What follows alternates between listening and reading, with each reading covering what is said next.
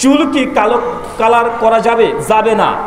সুনান নাসাই 5078 নম্বর হাদিস, নবী বলেছেন কেউ যদি চুলে কালো খিজাব লাগে সে জান্নাতে যাবে না, জান্নাতের গন্ধও পাবে না।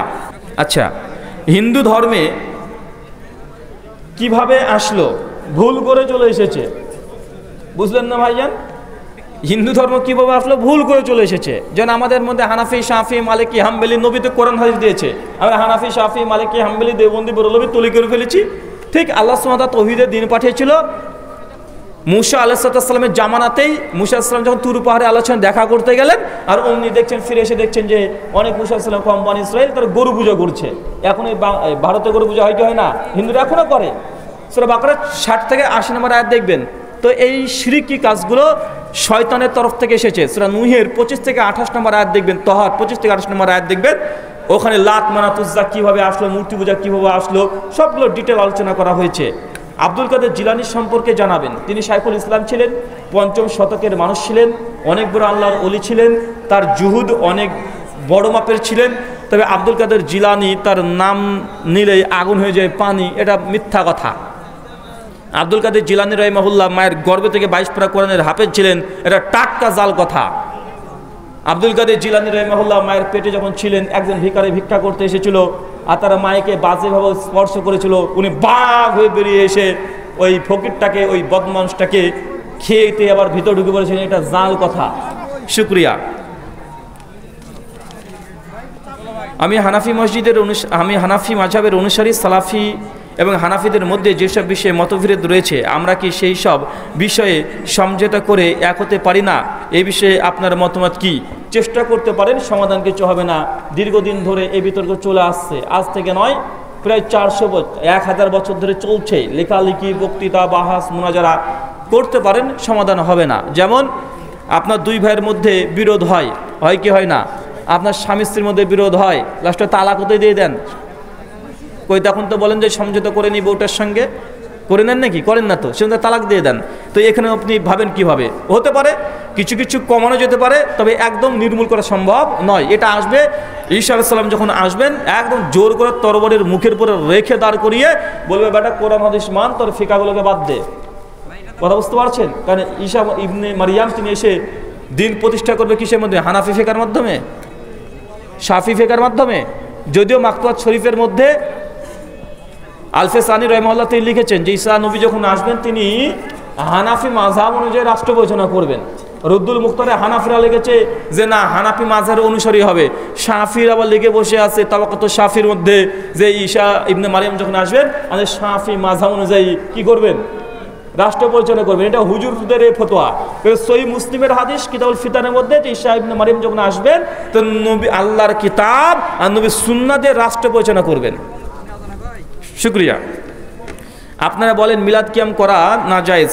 অনেক হানাফি আলেমগণ মিলাদ কিয়াম করেন, তারা কি কোরআন হাদিস জানে না? ভাই, আপনি কি মনে করেন ইহুদি খ্রিস্টানরা তাদের তওরাত বুঝতো না? কথা বলেন, তওরাত জানতো। একটা সাধারণ মানুষও জানে আল্লাহর কোনো সন্তান হয় না, কিন্তু ইহুদি খ্রিস্টানরা তারা আল্লাহর সন্তান সাব্যস্ত করেছে কি করে নাই? কথা বলেন। আপনি কি মনে করেন যে এই যে বলৎকার হয়, বলৎকার করা কি জায়েজ? কথা বলেন। তারপরে হুজুরদের মধ্যে আছে না নাই? হ্যাঁ, জেনে শুনে তো করছে না ভাইজান?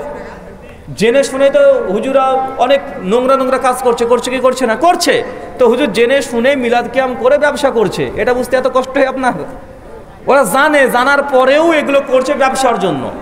শুকরিয়া। আমি কি স্ত্রীকে এক কাতারে দাঁড়িয়ে নামাজ পড়তে পারবো? আহারে শোনা, স্ত্রী পেছনে থাকবে। কোথা থাকবে? সুনান আবু দাউদ 666-67 নম্বর হাদিস। মেয়েদের কাতার হচ্ছে সবচেয়ে উত্তম কাতার পেছনের কাতার। কোন কাতার? পেছনের কাতার। স্বামী যদি হয় তারপরে স্ত্রী কাঁধের সঙ্গে কাঁধ পাশে পা লাগাবে না, স্ত্রী পেছনে থাকবে। শবে বরাত পালন করা যাবে কি না কোরআন হাদিসের আলোকে জানতে চাই। শবে বরাতে কোনো ইবাদত আছে? এই মর্মে যে কটা হাদিস এসেছে সবগুলোই জাল। আমাদের রেজাল্ট করিম আমরাত তার বই 12 মাসের করণীয় বর্জনীয়, ওই বই তিনি স্বীকার করেছে একটা হাদিসে সহি না, সব জাল। শবে বরাত বলে একটা রাত আছে, এই মর্মে কিছু রিওয়ায়াত পাওয়া যায়।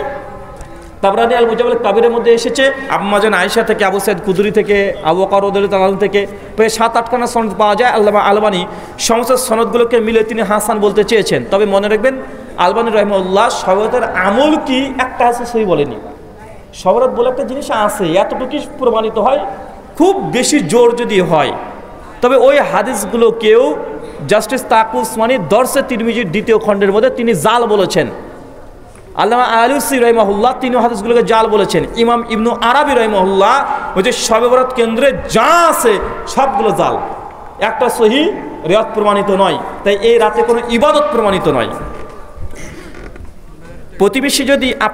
প্রতিবেশী যদি আপনাকে নিয়ে খুব বেশি সমালোচনা করে, এই রকম পরিবেশে আমাদের করণীয় কি? চুপ থাকা নাকি প্রতিবাদ করা? যদি প্রতিবেশী হক সমালোচনা করে, আর এই হক সমালোচনা হতে হবে দিনের স্বার্থে। কিসের স্বার্থে? দিনের স্বার্থে। এবং সেখানে আপনার ধৈর্য ধারণ না, বিশ্লেষণ করতে হবে যে না, উনি যে সমালোচনাগুলো করছেন আসলে কি মিথ্যা অভিযোগ করছেন না সঠিক বলছেন। যদি হয় সঠিক তাহলে আপনি সেখানে শুনতে পারেন, আর যদি মনে হয় না মিথ্যা, অনর্গল মিথ্যা কথা বলছে, জীবত পর্যায়ে চলে যাচ্ছে, তাহলে সেসব জায়গাতে থাকবেন না, চলে যাবেন। স্বামী থাকলে স্ত্রী কি নাকফুল হাতফুল চুড়ি ছাড়া কি থাকা যাবে? জরুরি নয় যে স্বামী থাকলে চুড়ি পরতে হবে। যে কথা প্রচলিত আছে স্বামী থাকলে চুড়ি পরতে হয়, নচেত অমঙ্গল হয়, এটা হিন্দুদের বিশ্বাস, এটা মুসলমানের বিশ্বাস না। আপনি স্বামী যদি থাকে আর না থাকে আপনি ইচ্ছা সাজসজ্জা।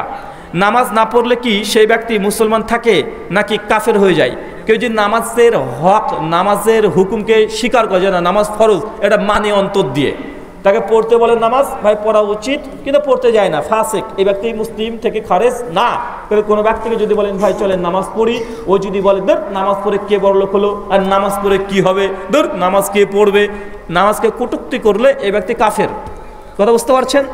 নামাজের হুকুম স্বীকার করে যে নামাজ না পড়ে এই ব্যক্তি ফাসিক, জালেম, একে কাফের বলা যাবে না। জানাজার সালাতে নিয়ম জানিয়ে বাধিত করিবেন।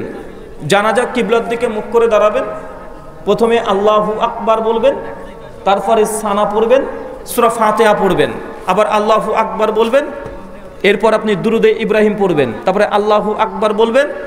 মায়েতের জন্য দোয়া আছে 4-5টা দোয়ার মধ্যে যে কোনো একটা পড়লে হয়ে যাবে। তারপরে আবার আল্লাহু আকবার বলবেন, আসসালামু আলাইকুম রাহমাতুল্লাহ বললেই জানাজার সালাত হয়ে গেল।